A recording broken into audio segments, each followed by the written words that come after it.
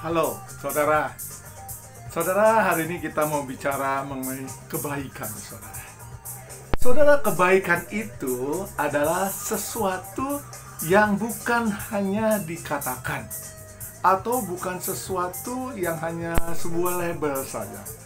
Kebaikan itu adalah sesuatu yang merupakan hal yang dirasakan, terutama oleh objeknya. Nah, saudara, apa yang menjadi kebaikan di dalam diri kita yang orang lain bisa rasakan di dalam kehidupan mereka?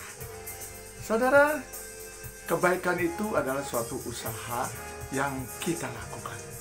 Kebaikan itu bisa diberikan oleh setiap orang, saudara.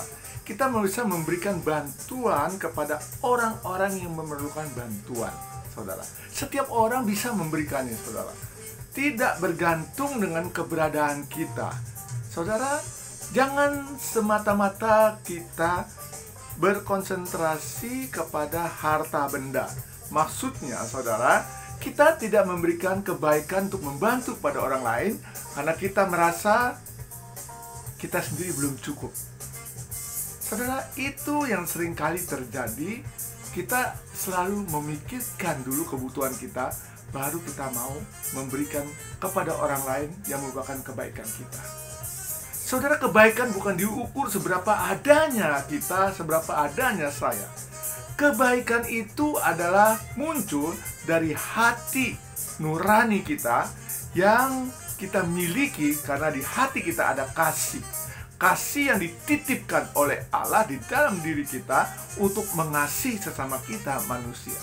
Saudara, oleh karena itu, kebaikan itu harus keluar tidak berdasarkan dari apa yang kita punya, tetapi berdasarkan dari hati yang bisa kita berikan kepada orang lain.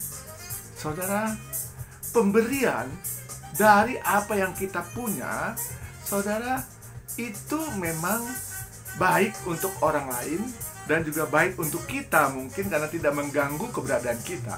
Tetapi, saudara, kalau kita bisa memberi dari ketidakberadaan kita, maka itulah kebaikan yang murni yang keluar dari hati kita. Saudara, mungkin hidup kita tidak terlalu cukup. Biaya hidup kita tidak terlalu cukup untuk kita tutupi. Tetapi karena kita melihat ada orang lain yang lebih butuh dari kita, dan kita berbagi, sharing kepada dia dengan apa yang kita punya. Saudara, pemberianmu itu betul-betul keluar dari hati yang tidak bergantung dengan keberadaan kita. Nah, saudara, kita mesti belajar.